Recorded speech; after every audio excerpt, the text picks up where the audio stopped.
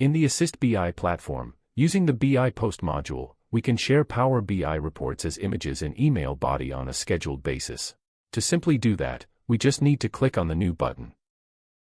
Enter a subject name for the schedule. Select a Power BI workspace and the Power BI report from the drop-down. Keep the default data type as image and select a recipient from the list. We can leave the share type also as it is and choose the embed option to send the image as a body content. Enter any comments if desired to be sent along with the report. Let us schedule this report to deliver on weekly basis excluding weekends at 4 p.m. until the month end. By submitting, we have successfully created a report scheduled to deliver on email.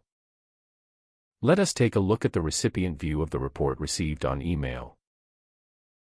And just like this, Assist BI allows you to schedule and deliver Power BI reports in your desired format.